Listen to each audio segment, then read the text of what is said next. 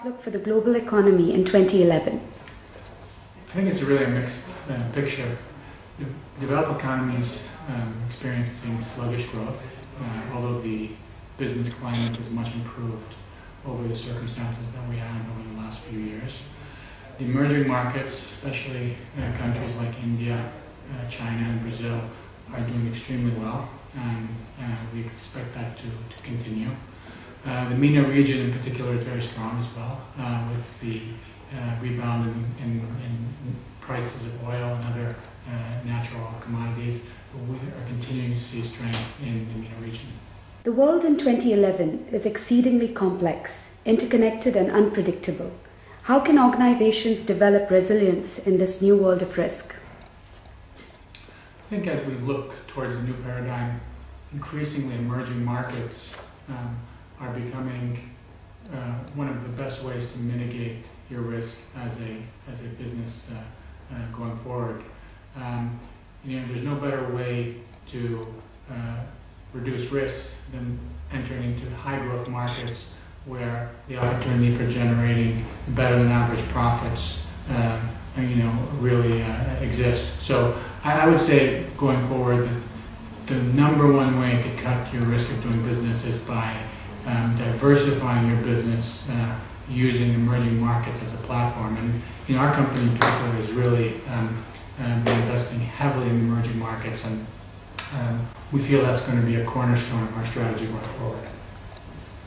As global growth shifts to the developing world, what should be the role of business in developing countries?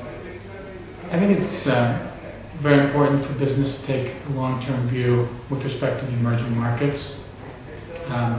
As we look forward to the emerging markets, it's very important that we try to leapfrog some of the sort of technologies and the approaches that were first adopted in developed economies, and try to start off the bat with the best possible approach to doing business. And I think our role as business leaders is to make sure that we're starting off in the emerging markets with a very modern slate, very clean slate, and basically bringing the latest technology and the latest solutions to bear from day one, so that we don't have to go through the learning curve that we had to in some of our other developed economies.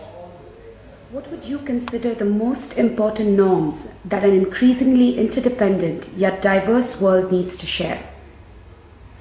Well, I think first and foremost, the view of stakeholders and their increasing importance to your business is really something that has changed over the last few years.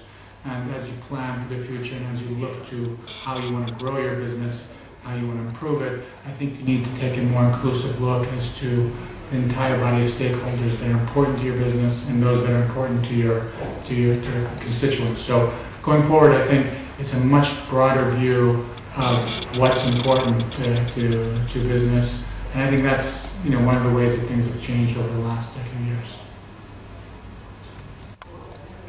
How can companies turn sustainability into a competitive advantage? Our core business is helping companies re-engineer their supply chains. In the past, we focused on delivering efficiencies around cost, efficiencies around time, value propositions around industry. I think the new paradigm will be re-engineering value chains around sustainable concepts and stakeholder inclusion. I think if we approach our supply chains in that way and start from scratch and take an inclusive approach to these new processes, I think we'll be in a position to really create a sustainable advantage for the years to come.